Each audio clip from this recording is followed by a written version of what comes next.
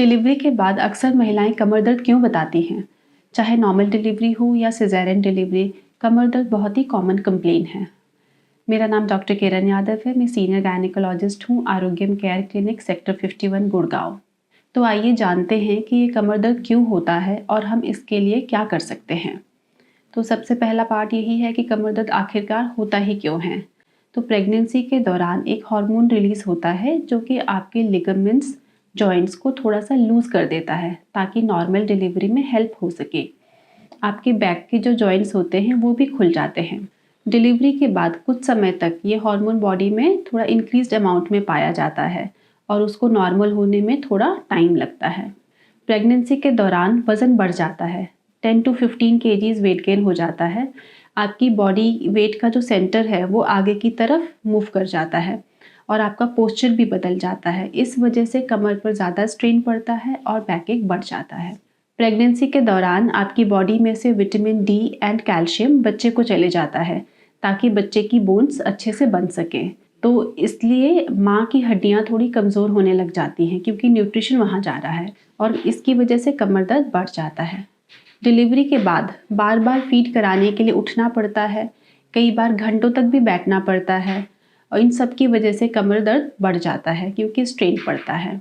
अगर आप फीडिंग के दौरान बहुत आगे की तरफ झुक करके फीड कराती हैं तो बैकएक बढ़ने के चांसेस होते हैं। इसलिए आइडियल मेथड होता है कि आपने अपनी बैक को स्ट्रेट करना चाहिए, बेबी को ऊपर की तरफ लिफ्ट कर लीजिए, मे बी पिलो यूज़ कर सकते हैं नीचे, उसके ऊपर बेबी को रख के फिर फीड कराएं ताकि बैक के ऊपर स्ट्रेन ना पड़े। फीडिंग के दौरान मिल्क के through calcium and nutrition body से बेबी के लिए चले जाता है जिसकी वजह से वीकनेस आ जाती है और बैकएक बढ़ जाता है। अब हम ऐसा क्या कर सकते हैं जिससे कि बैकएक या हो ही ना या फिर कम हो। तो ड्यूरिंग प्रेगनेंसी एक तो एंटीनेटल एक्सरसाइज या योगा प्रोग्राम्स होते हैं वो करना चाहिए ताकि आपकी बैक मसल स्ट्रांग बने और बैकएक कम हो। अपनी रेगुलर वॉक्स करना चाहिए, योगा करना चाहिए, डीप ब्रीदिंग एक्सरसाइजेस करनी चाहिए। एंड डिलीवरी के बाद बहुत ज़्यादा झुक करके फीड नहीं कराना चाहिए, proper position and posture maintain करना चाहिए। प्रेगनेंसी के दौरान एंड डिलीवरी के बाद भी हमें कैल्शियम एंड विटामिन डी का इंटेक करना चाहिए। डिलीवरी के बाद आप मसाज करवा सकते हैं, उससे बैक मसल्स को काफ़ी रिलैक्सेशन मिलती है। गुनगुने पानी से नहाएं जिससे कि और बैक मसल थोड़े से रिलैक्स होते हैं और पेन में काफ़ी इम्प्रूवमेंट होता है। जो वेट गेन हुआ है ड्यूरिंग प्रेगनेंसी अब उसको धीरे धीरे कम करना चाहिए और जितनी जल्दी आप अपने नॉर्मल वेट पे आएंगे उतनी जल्दी आपकी बैकएक ठीक हो जाएगा। डिलीवरी के बाद एडिक्वेट स्लीप लेना चाहिए, एडिक्वेट रिलैक्सेशन होनी चाहिए, तभी बैकएक इम्प्रूव करता है।